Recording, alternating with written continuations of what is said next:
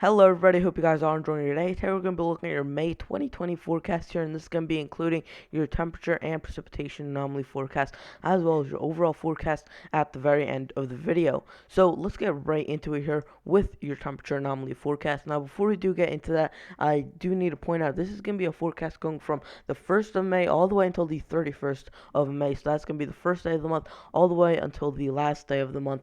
So this is what this applies for. So this only applies for anywhere in the month of May, and this doesn't apply for anything in June, July, or getting through hurricane season. So it's only the month of May here that I'm talking about, and I'm going to put out my June forecast as we get later on in May to the end of May, pretty much the last day of May. I'm going to put out my June forecast. So make sure you are staying around for that, and I'll also be putting out my summer forecast a little bit earlier than or a little bit later on during probably the middle part of May. I'll put out my hurricane season forecast and my summer forecast and my updated forecast of those. So here is your above average conditions in terms of temperatures, and this is going to be over the western United States. This is where I'm thinking it is going to be warmer than normal. You look to have a ridge of high pressure that looks to actually build in, and what this does is it controls the flow of air, and this allows some warmer air to actually move through into the western United States, and it kind of controls that warm air and makes it push further and further north, and then it kind of has to go back down on the other side, and that's also going to lead for some colder than normal temperatures all throughout the northern and eastern United States. All throughout this area, this is where it actually looks to be colder than normal. So you're going to actually have kind of a divide throughout pretty much the center of the country, where it's going to be kind of near normal, and then the eastern United States looks to be colder. The western United States actually looks to be a little bit warmer than your normal. Now here's your next layer. This is going to be your moderately above average conditions, and this is going to be through western Colorado, northwestern New Mexico, northern Arizona, parts of most of Utah, western Wyoming, southern Montana, much of Idaho, eastern Oregon, and all of Nevada there, seeing some moderately above average conditions in terms of your temperatures. So let's move on to your below average conditions, and this is going to be over again the eastern United States, except for parts of the deep south, where I think it's going to be more on and off with that colder air, where I think it's going to be near normal a couple of days, and then a few days you are actually going to be above average, and then again same with the below average. I think you will have a couple of days that you are below average, but I think overall it's going to be quite an average month in terms of temperatures for the southeastern United States. I don't think it's going to be as extreme with your temperatures. I think it's going to be closer to normal on the monthly basis. So with the eastern United States, I think your warm air is gonna kind of stay further to the south. You're not gonna get really any spring-like temperatures. You might get a couple days where it feels spring-like, but it is gonna be mainly pretty chilly and pretty and not so pleasant over the eastern United States in terms of your temperatures. It is gonna be pretty cold for your averages of the month of May. So it is gonna be quite cold for your for this time of year for your area. So here's your next area of below average, and this is gonna be your moderately below average area, and this is gonna be over northeastern Minnesota, parts of the UP of Michigan, through northern Michigan, and then through parts of central Pennsylvania, northern and western parts of upstate New York, northern Vermont, northern New Hampshire, and northern Maine. There, seeing some moderately below average conditions. This is where I think it's gonna actually stick around for a lot longer than it is for that first shade of blue. I think in this second shade of blue, it is going to be more noticeable, and it is going to stick around for much of the month of May. Now, here is your precipitation anomaly forecast here, and it's going to be showing you where it's going to be drier and wetter than normal, and this could also include some snowfall if you do get any snowfall. Most likely that would be over the highest elevations over the Rockies, and we'll talk about that in the overall forecast in just a little bit. So here's your precipitation anomaly forecast. We have some below average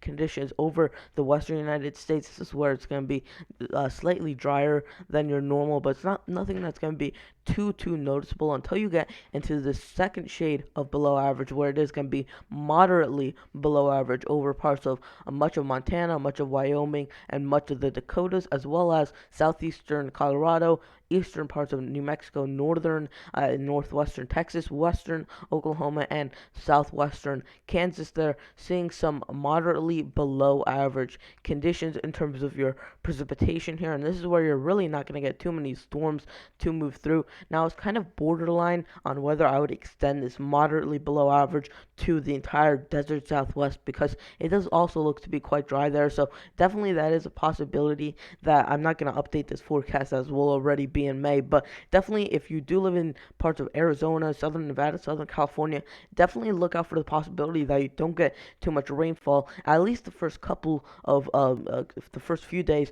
of May don't look to have too much precipitation for you guys. But definitely that is something that could happen. Precipitation is always the hardest one to forecast, because it could be just one storm that boom, you're all the way above average now, and you were before you were below average. So it is hard to forecast some the precipitation anomalies, but I still do it on this channel, and I still like to give it a try at least.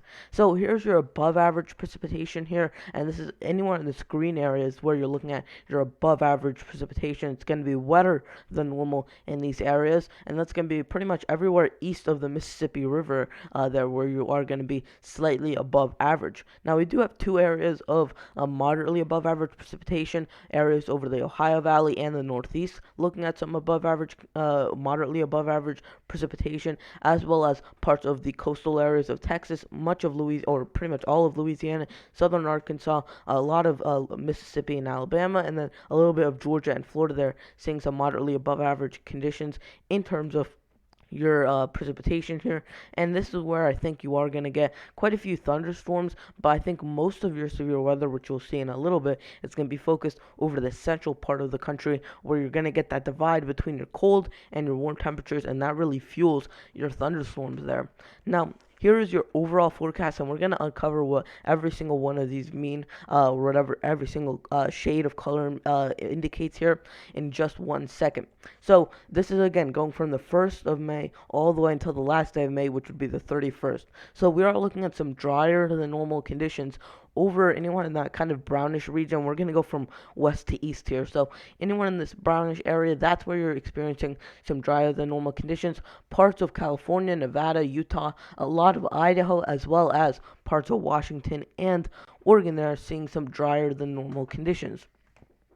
Now, here's your hot/dry region. This is where I think it is going to be quite dry as well. You will be seeing some very, very warm conditions move through this area, through parts of California, Nevada, Utah, Arizona, Colorado, and parts of New Mexico, Texas, and Oklahoma. You're already seeing a heat wave go through this area, and that's actually going to be going on this weekend, and then going into next week. And then I'm even eyeing the chance of another heat wave after that. And I talked about that on this channel just a couple of days ago. So go check that video out if you are from that area and you want to know about that heat wave. But I think that might be actually a recurring theme throughout this month, and that's also why I was thinking about putting that area through that moderately dry region. Now, I also want to point out you will see some highest elevation snowfall. That's definitely not something that's out of the question.